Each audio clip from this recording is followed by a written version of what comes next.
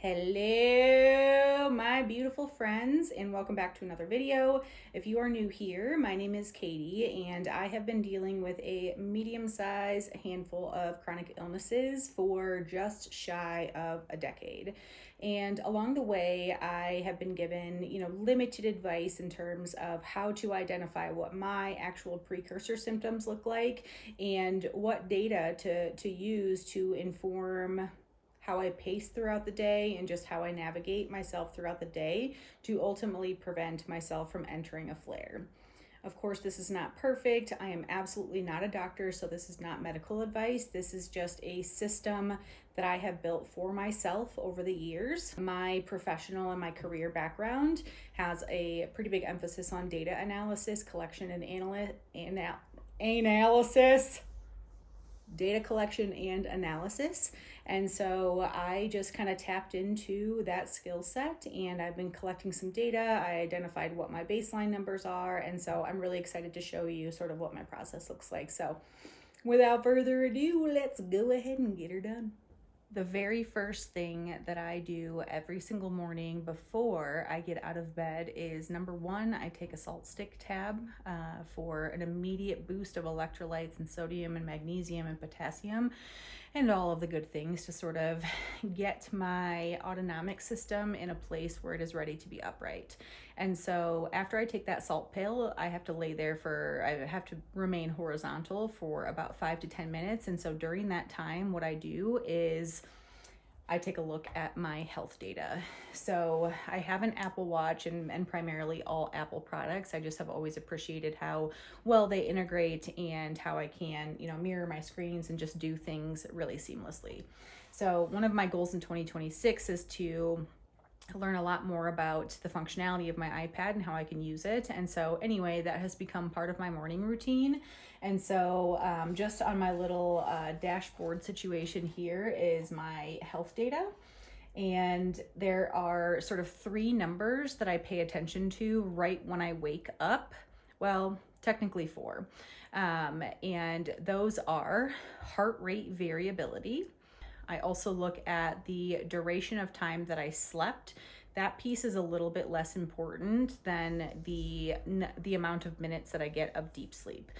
It's normal for normal human beings to get between 1 and 2 hours on average, and I'm typically averaging on a really good night, I get about 40 minutes. I also look at my heart rate throughout sleep, so what did that range look like? And then last but not least, I look at my respiratory rate. Again, looking at the range, because the range is going to tell us a lot, specifically for somebody who has autonomic nervous system conditions. So then once I take a look at those 4 numbers, I compare them to my baseline range. I'm going to zoom in here in a second and show you what my personal baselines look like. And again, your numbers are going to be completely different. And one thing that I want to note before we fully dive in here is that with heart rate variability, typically a high number is good heart rate variability, and a low number means that your body is working really hard and it's under a lot of stress. And the average is what a lot of people pay attention to, but for somebody with dysautonomia or POTS or other health conditions, you can have really sharp peaks and really, really sharp drops. And so the average can be skewed, right? And the reason that me in particular, the reason that I have those large spikes is that's basically when I'm having those adrenaline surges. So I have hyperadrenergic POTS, which basically just means that when I stand up, all of the blood pools down in my legs and it pools into my stomach. And so my nerves are damaged and they don't have the ability to shoot that blood back up to my heart and up to my brain. So my brain and my heart start to panic, and that is when the adrenaline kicks in. The adrenaline is your fight or flight, and so my body is basically panicking because my blood and heart are not getting enough blood. And so those really sharp spikes I have to pay attention to because those are adrenaline surges and can basically create the illusion that I have energy that I do not have.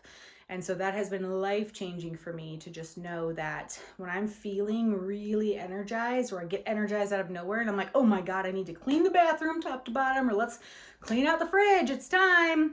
I need to really closely pay attention to those moments because I can push myself into a crash in the blink of an eye. So Same thing sort of with the drops, the really low sort of like, you know, basically from 100 down to 50. I need to pay attention to those as well, because that basically means that my body is not tolerating whatever type of energy exertion I'm working through. So let me show you a little bit more in detail. I love that you can see me back here. So anyway, I'm going to walk you through sort of how I walk through my morning routine of identifying, you know, where am I, how can I plan out and structure my day. So on the screen, you're seeing the heart rate variability, and this is for the day. I've got different filters that I can look at here. So I basically like to zoom it in.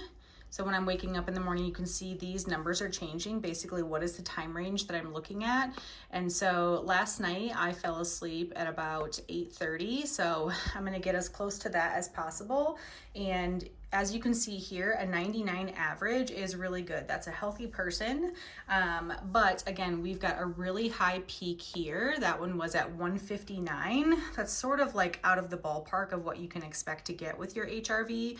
And so I know that that was an adrenaline surge that happened in the middle of the night. Typically that corresponds with me waking up. Sometimes I can look at my heart rate my heart rate data as well, and I'll see a nice spike in my heart rate. And so that correlates nicely with, yeah, that was an adrenaline surge.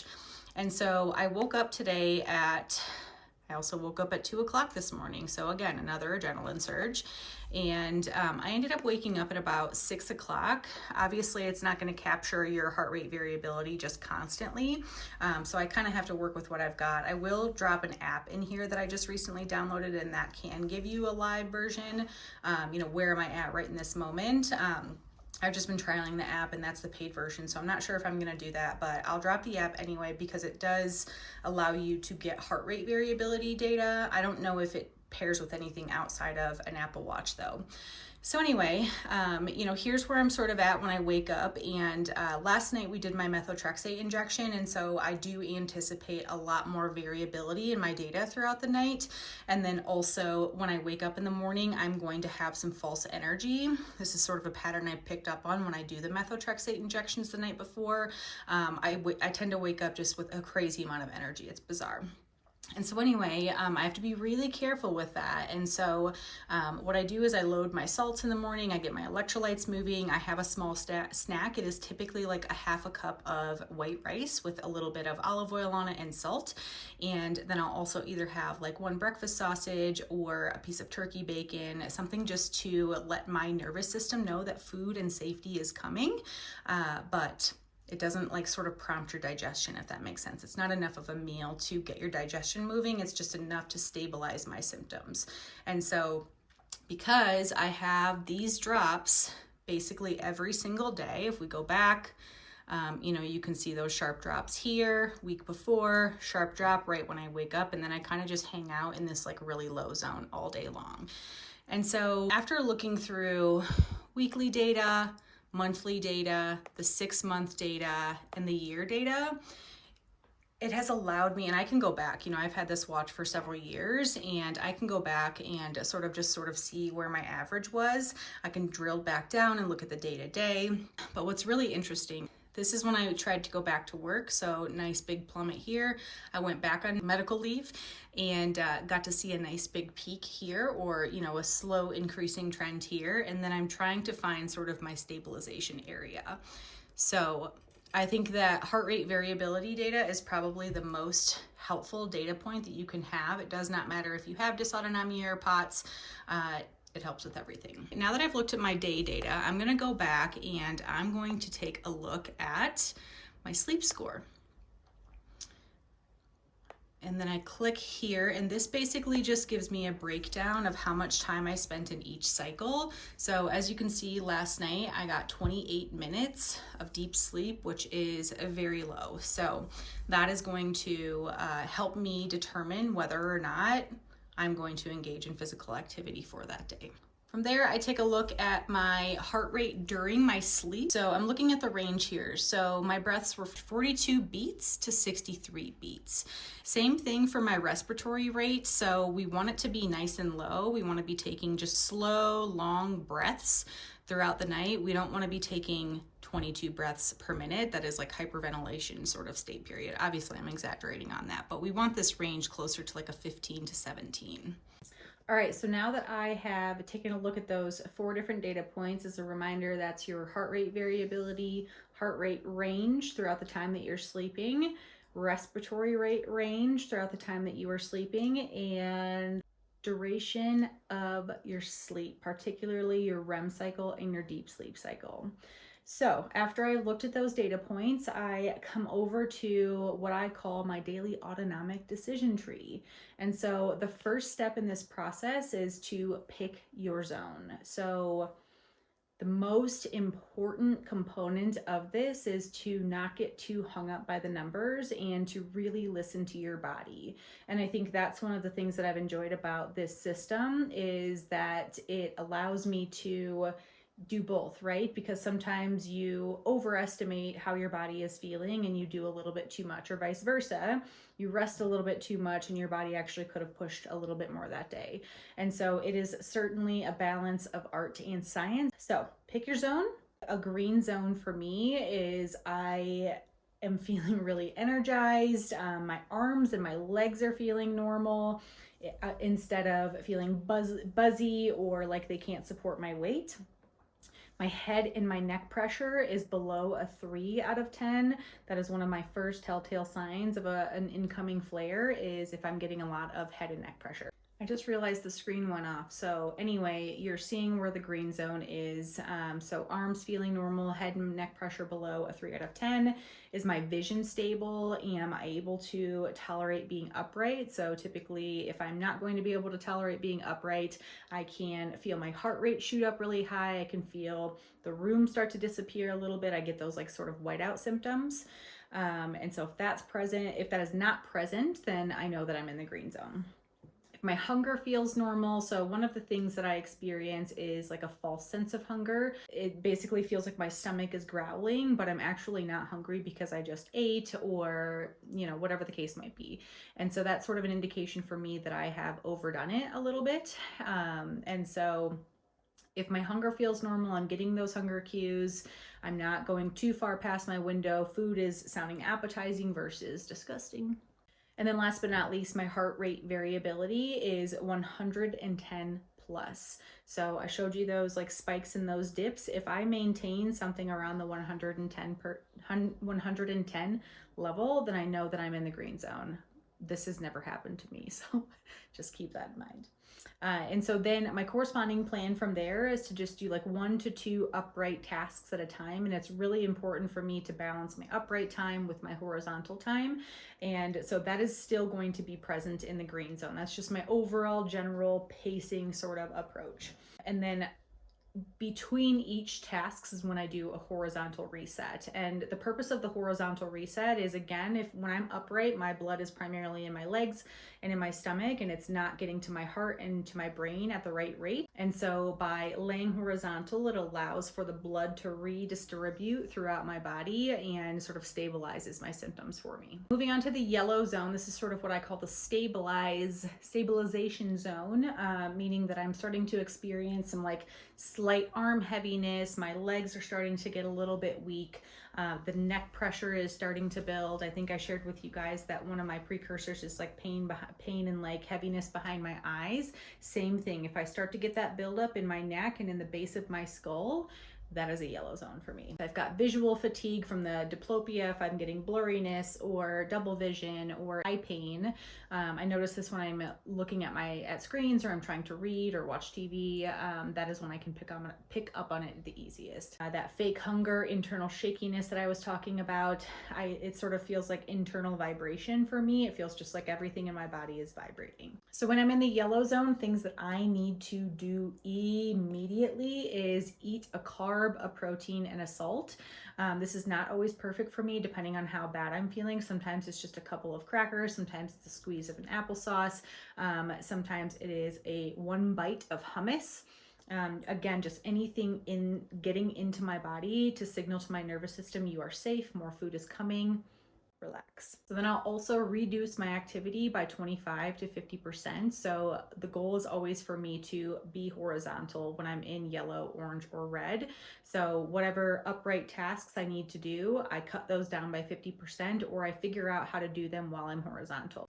All right, moving on to the orange zone. So this is sort of my last zone that I can be in to sort of try to rescue myself before plummeting into a full-on flare. I would say that I spend 80% of my time in the orange zone and 10% of the time in the yellow zone, and then probably the other 10% in the red zone. So again, when I'm in the orange zone, it's really difficult to lift my arms. When I'm trying to stand, my legs are super wobbly. My blurry and double vision is getting worse. I can't tolerate reading or looking at screens. It feels like my eyes are just like spinning back or like flipping crazily back and forth. It's hard for me to keep my eyes open. Nausea kicks in really heavily during the orange phase. I don't tend to get nausea in the yellow phase, which is interesting.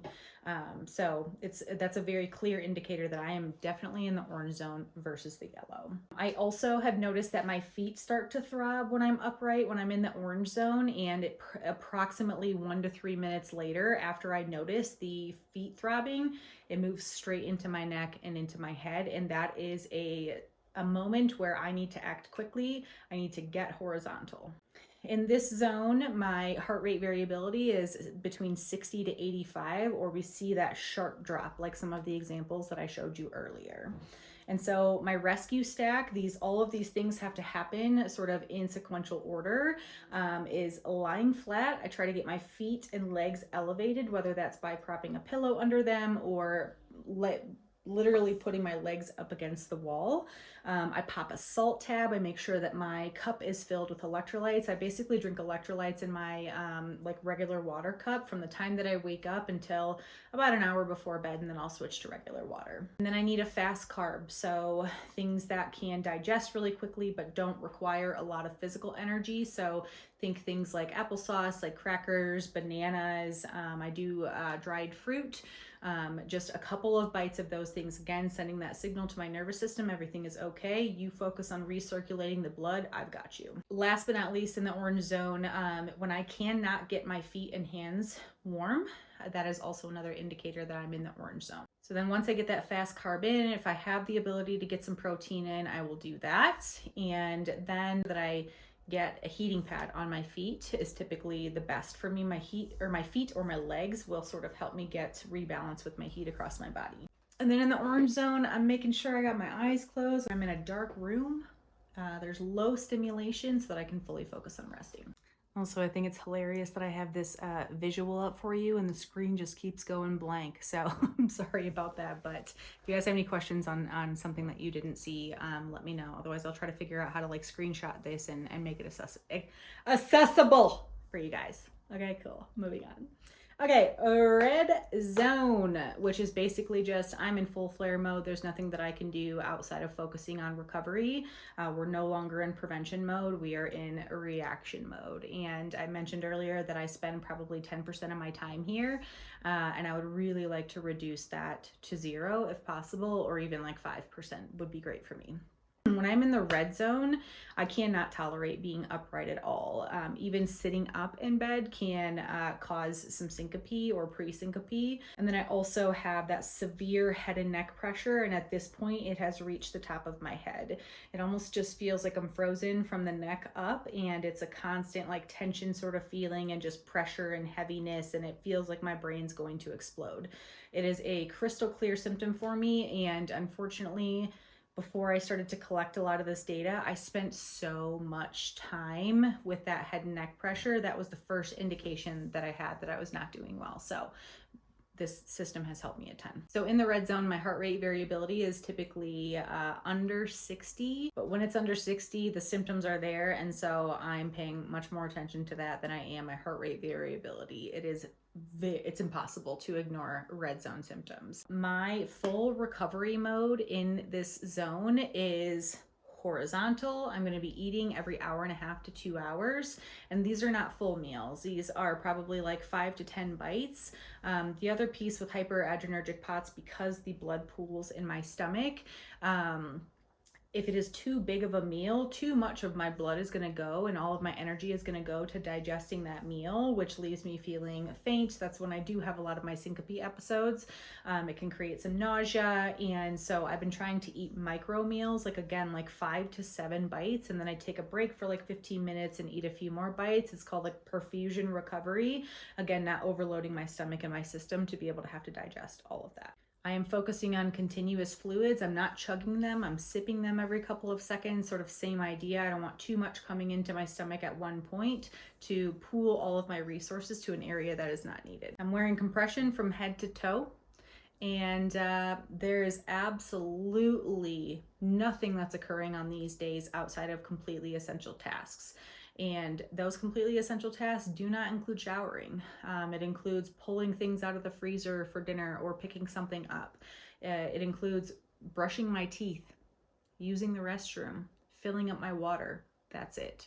Nothing else. No emails, no phone calls, no texting, no TV, nothing. And since I mentioned one of the most important things for me is to be able to identify those early warning signs so I can intervene outside of doing my normal day-to-day pacing routines, the neck pressure beginning, even if it is like so incredibly subtle, or the pain behind my eyes, arm heaviness, feeling a little bit shaky, feeling a little bit nauseous, the visual fatigue, where I start to feel that little bit of a headache creeping in, the feet throbbing when upright. Those are all my earliest warning signs. Then I also have my perfusion fueling rule. So if I'm in the green zone, I eat every 2 to 3 hours, again, to prevent too much being in my stomach at one time. Slow little consistent meals throughout the day keeps my blood sugar stable and keeps my symptoms stable.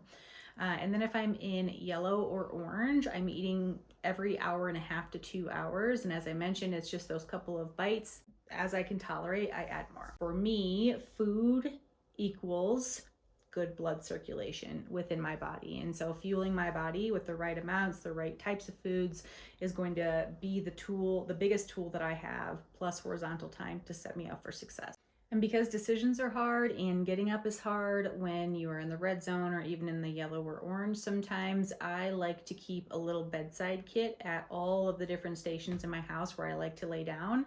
And if you've seen my home walkthrough tour, that is a lot of them. I have a lot of lay down stations, and just a couple of things that I keep at those lay down stations and in my med bag. My med bag travels with me throughout the house, and when I leave the house, I always have some sort of nut butter packet in there. I always keep applesauce packets, dried fruit, and then I also will grab bananas, apples, and crackers. So those are sort of my go-to. So to zoom all the way back out a little bit, because I know getting nitty-gritty with numbers sometimes can be tricky.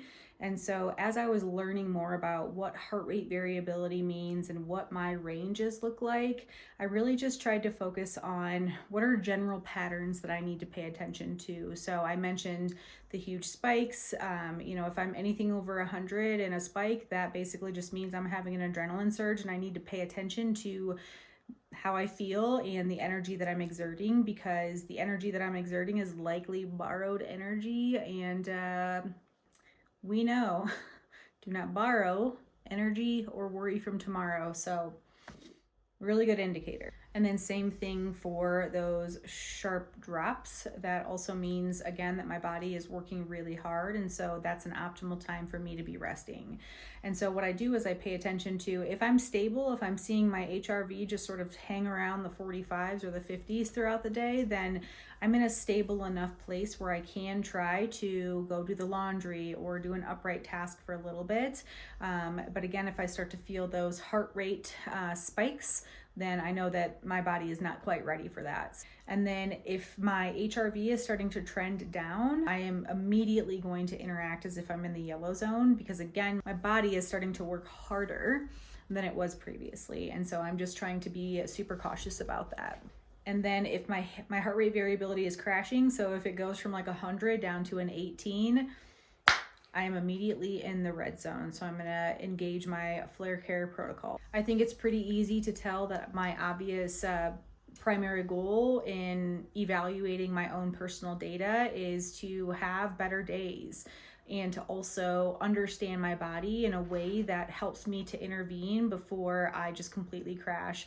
I think I've lived, this last decade in sort of a push crash cycle because I wasn't attending to the right symptoms and the right precursor symptoms. And so now that I have a very clear understanding of what's going on with my health, with, my new hyperadrenergic POTS diagnosis, I now have the ability to identify those early warning signs again so that I can intervene. And so the ultimate goal here is to be able to intervene early so that I can pull myself back from entering a flare. So that means, maybe more yellow and orange days versus red days. And eventually maybe I'll get a couple of green days sprinkled in there.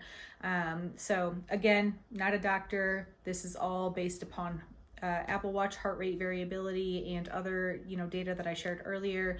It is all based upon that. It's not perfect, but it is a system that works well for me.